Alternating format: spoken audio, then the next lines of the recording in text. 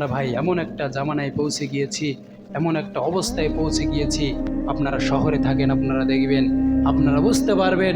আজকে দেখেন রাস্তাঘাটে তাকিয়ে যেই সমস্ত মেয়েরা টাইট প্যান্ট পরতেছে, গেঞ্জি পরতেছে, চুল কালারিং করতেছে, রাস্তাঘাটে হাঁটতেছে, তারা মুসলমানের সন্তান। তাদেরকে জিজ্ঞেস করেন ধর্ম কী জিনিস, তারা বলতে পারবে না। তাদেরকে জিজ্ঞেস করেন 5 জন নবীর নাম বলো তো, তারা বলতে পারবে না। তাদেরকে জিজ্ঞেস করেন 5টা সাহাবীর নাম বলো, তারা বলতে পারবে না। তাদেরকে জিজ্ঞেস করেন একটা কোরআনের আয়াত বলতে, তারা পারবে না। তাদেরকে জিজ্ঞেস করেন একটা সূরা বলতে, তারা পারবে না।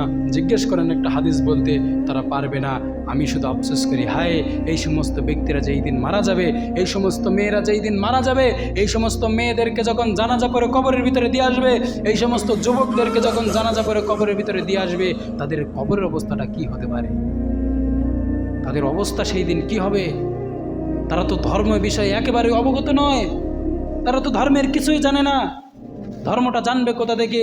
তার বাপ মা তাকে কোনো শিক্ষা দেয় নাই, তার বাপ মাও সেটা মানে না। তার বাপ মা মদ খাচ্ছে, বিড়ি খাচ্ছে, সিগারেট খাচ্ছে, মা ইচ্ছা মতন শপিং করে বেড়াচ্ছে, মার্কেট ঘুরে বেড়াচ্ছে। তাহলে তার সন্তানরা কেমন হতে পারে? তার সন্তানরা কেমন হতে পারে?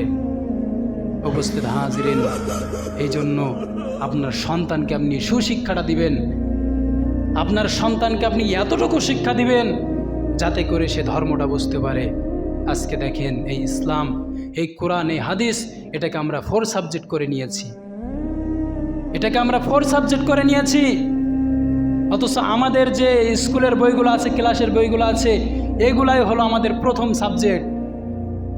এইগুলাকে আমরা যেভাবে মূল্যায়ন করতেছি, এইগুলা পড়ার জন্য আমরা দিন রাত 24টা ঘন্টা যেভাবে সময় দিচ্ছি, ফজরের পর থেকে উঠে রাত 10টা পর্যন্ত স্কুলে যাচ্ছি, প্রাইভেট পড়তেছি, বই পড়তেছি, 3টে 4টে আমরা 3-4 জায়গায় প্রাইভেট পড়তেছি।